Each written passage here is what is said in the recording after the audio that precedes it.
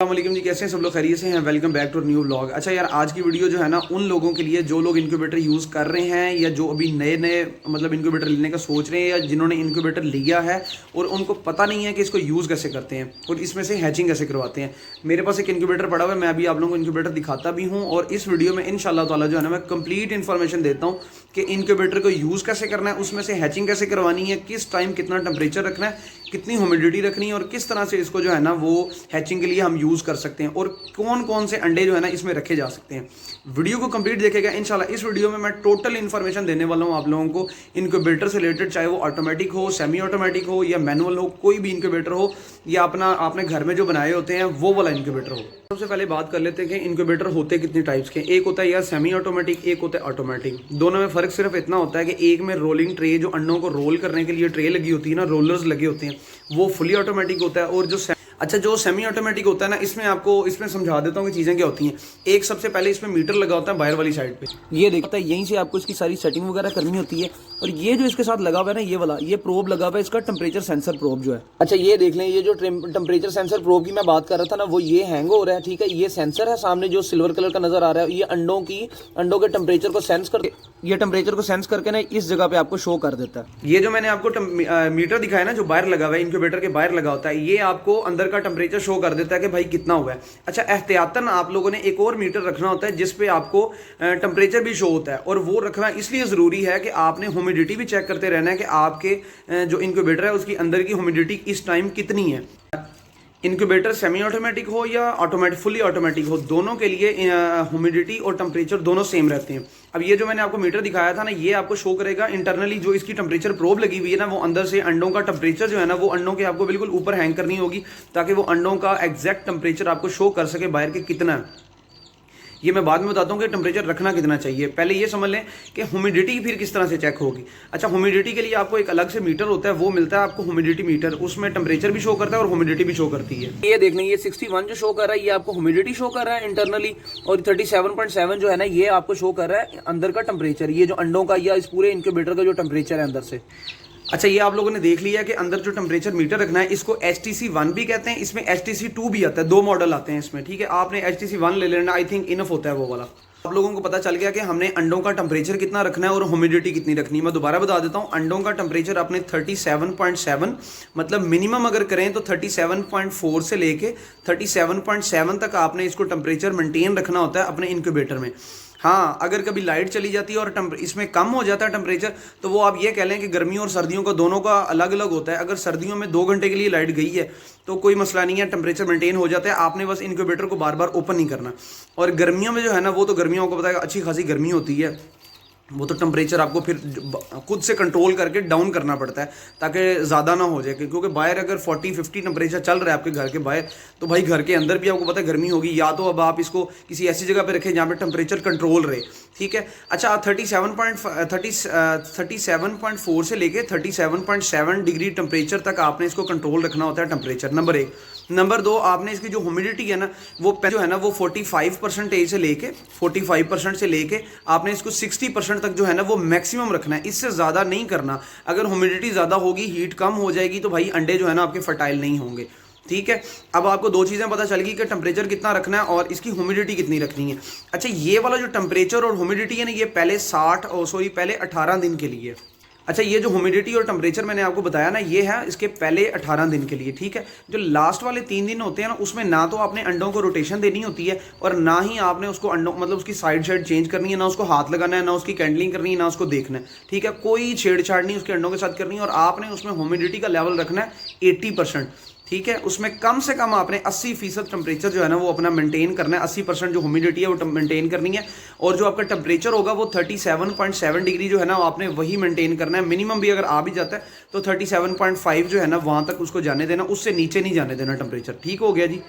अच्छा, अब आप ये देख लें कि इसमें आपने कैंडलिंग कैसे करनी होती है, अंडों को चेक कैसे करना होता है कि यार अंडे ठीक हैं नहीं ठीक, मेरा इनक्यूबेटर काम कर रहा है नहीं कर रहा। उसमें आपने अंडों की कैंडलिंग करना, कहते हैं कि लाइट मार के अंडे को चेक करना कि ये अंडा ठीक है नहीं। जैसे हमारा अब जिस मोबाइल से मैं रिकॉर्ड कर रहा हूँ, इसमें फ्लैश लाइट है, आपने फ्लैश लाइट ऑन करनी है, अंडा ऊपर रखना है उसके और चेक कर लेना कि अगर तो उसे लाइट पास हो रही है 5 दिन के बाद भी, आपने पहली जो कैंडलिंग करनी है ना, अपने अंडों को उनकी फर्टाइल होने का चेक करना है, तो वो पहले 5 दिन के बाद चेक करना है, और दूसरी जो उसकी कैंडलिंग करनी है वो करनी है 15 दिन के बाद, कि अंडों में बच्चे बने हुए हैं, मर तो नहीं गए, मूवमेंट आपको पता चल रही है, उसमें जो है ना वो सारी चीज़ें नज़र आ रही हैं। अगर तो वो है तो फिर तो ठीक है, अगर नहीं है तो फिर अंडों को निकाल दें, क्योंकि उसकी वजह से दूसरे अंडे जो है ना वो अफेक्टेड हो सकते हैं, ख़राब हो सकते हैं। अच्छा, एक और चीज़ है, अगर आप लोग खुद से भी बनाते हैं इनक्यूबेटर तो भाई उसमें फ़ैन शैन लाजमी लगाएं, क्योंकि हवा शवा होगी तो ह्यूमिडिटी आपकी अच्छे से प्रॉपर बनेगी और अंडों को भी हवा मिलती रहेगी, कोई टेम्परेचर बिल्कुल नॉर्मल रहेगा। अगर हवा नहीं होगी, टेम्परेचर काफ़ी ज़्यादा हो जाएगा, फिर आप लोगों के लिए कंट्रोल करना मुश्किल हो जाएगा, ह्यूमिडिटी ज़्यादा हो जाएगी, कभी टेम्परेचर ज़्यादा हो जाएगा, आप लोगों के लिए मसला हो जाएगा, अंडे ख़राब हो सकते हैं। अच्छा, दूसरी चीज़ कि अंडे कब रखने चाहिए हमें इनक्यूबेटर में? अंडे हमें रखने चाहिए भाई 10 दिन तक, जो है ना 7 से लेके 10 दिन तक आपने अंडे जमा करने हैं अपने पास, जो भी आपके पास अंडे हों तो उनको इनक्यूबेटर में रख दें। आप कहते हैं यार मेरी मुर्गी जो है ना, या मेरे पास जो डक्स हैं वो 20 दिन तक अंडे देती हैं, उसके बाद रुक जाती हैं, तो 20 दिन तक आपने इंतजार नहीं करना, आपने 7 से लेकर 10 दिन तक जो अंडे आपके पास जमा हो गए हैं आपने उनको इनक्यूबेटर में रख देना है, कि आप अंडे वैसे ही बाहर पड़े रहने दो, अंडे वो फर्टाइल ही नहीं होंगे। मेरे साथ ये हो चुका है, मैंने अभी जो है ना एक्सपेरिमेंट कर लिया है, मैंने तकरीबन को 25 दिन के लिए अंडों को बाहर रखा था, और मौसम भी ठंडा आपको पता है, हालांकि मैंने रखा भी रूम टेम्परेचर पे था, बट वो फर्टाइल नहीं हो सके। आपने व्लॉग में देखा भी होगा, मैंने 1-2 दिन पहले व्लॉग भी बनाया था उसका, और उसमें मैंने अंडे तोड़ के भी दिखाए थे कि उसमें कुछ भी नहीं बना था, नाम निशान तक नहीं था उसमें। तो उसकी रीज़न यही थी कि भाई आपने अंडों को ज़्यादा दिन तक बाहर नहीं रखना, क्योंकि हमें पता नहीं था, तो हमने बस ऐसी गौर ही नहीं किया, उसको बस पड़ा रहने दिया। इनक्यूबेटर हम लेट लेके उसमें रखा तो वो अंडे फर्टाइल नहीं हुए। ठीक है, जो अंडे फर्टाइल हुए हैं वो हमने तकरीबन 1 दिन पुराने अंडे रखे थे। अच्छा, बहुत सारे लोग ये भी कहते हैं कि जी, आप लोगों ने भी सुना होगा, ये कहते हैं यार कि हमने अंडे रखे थे, ठीक टाइम पे रखे थे, हमने 7 से लेके 10 दिन तक हमने अंडे रखे थे, और अंडों में बच्चे बनते बनते मतलब अंडे हैच ही नहीं हुए। ठीक है, इनक्यूबेटर का कोई मसला था या कुछ इस तरह से हमारी गलती थी। भाई सबसे बड़ी गलती तो ये होती है कि हम लोग ना उसे बार बार लाइटें मार मार के चेक करते रहते हैं कि हाँ यार, उसकी कैंडलिंग करते रहते हैं कि यार देखें बच्चा बन रहा है नहीं बन रहा, अंडे ख़राब हुए हैं नहीं हुए। भाई 2 दफ़ा ही आपने सिर्फ चेक कर सकते हैं, एक 5वें दिन और एक 15वें दिन। ठीक है, एक डे 5 पे, ठीक है, जिस दिन आपने अंडे रखे हैं उससे 5वें या 6ठे या मैक्सिमम 7वें दिन, ठीक है, आपने अंडे चेक कर लेने। अगर उसमें से कुछ फर्टाइल हुए हैं तो ठीक है, नहीं फर्टाइल हुए तो उन अंडों को बाहर निकाल दें। अगर आपको लगता है कि हाँ यार ये फर्टाइल हो सकते हैं, तो फिर आप 15 दिन तक इंतज़ार करें, 15वें दिन जाके आप उसको चेक कर लें। अगर तो वो फर्टाइल हो गए तो ठीक है, नहीं हुए तो उन अंडों को बाहर निकाल दें, ये ना हो कि बाकी अंडे भी ख़राब हो जाए। ठीक है, बार बार लाइटें शाइटें नहीं मारनी। और अच्छा, एक और चीज़ होती है, आप कहते हैं यार टेम्परेचर मेंटेन नहीं होता, ह्यूमिडिटी मेंटेन नहीं होती। ह्यूमिडिटी बड़ी मुश्किल से बनती है इसके अंदर, इनक्यूबेटर के अंदर बार बार खोलने से ना ह्यूमिडिटी निकल जाती है इसकी।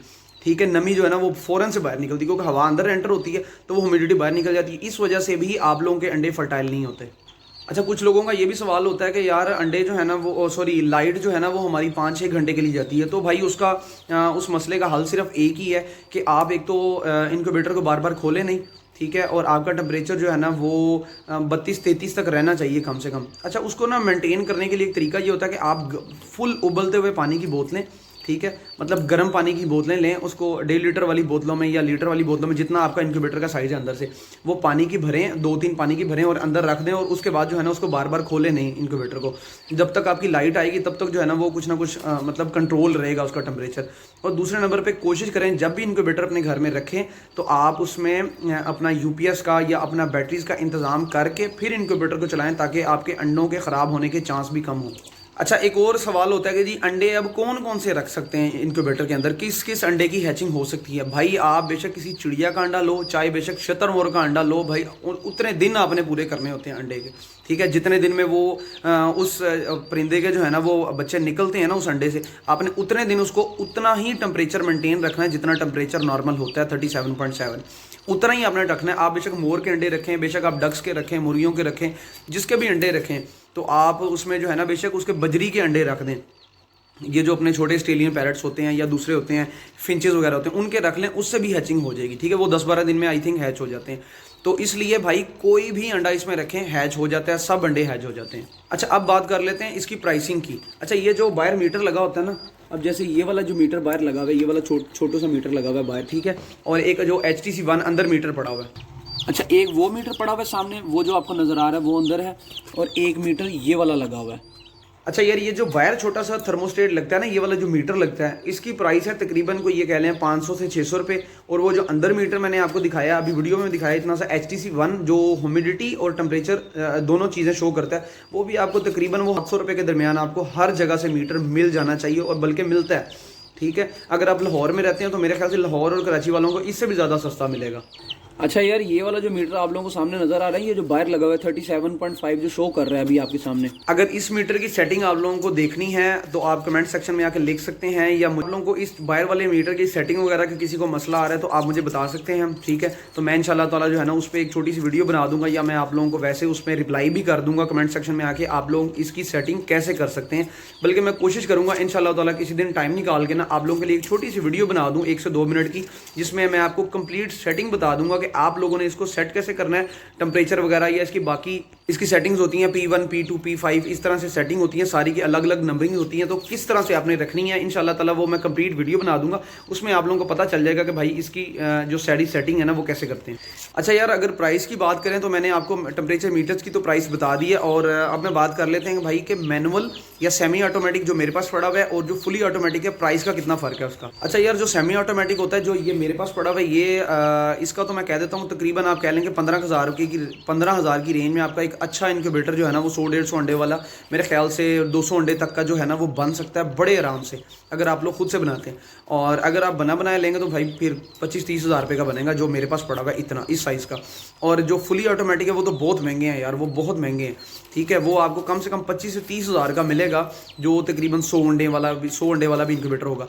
आप यार इस वाले इंक्यूबेटर को भी फुली ऑटोमेटिक बना सकते हैं, उसमें सिर्फ आपने एक ट्रे लेकर रखनी होती है, जो रोलिंग वाली ट्रे होती है, वो तकरीबन मिल जाती है 3-4 हज़ार रुपये की ट्रे मिलती है। जो रोलर्स होते हैं वो 80 अंडे उसकी कैपेसिटी होती है 80 अंडों की, तो उसमें मुख्तलिफ साइज़ आते हैं।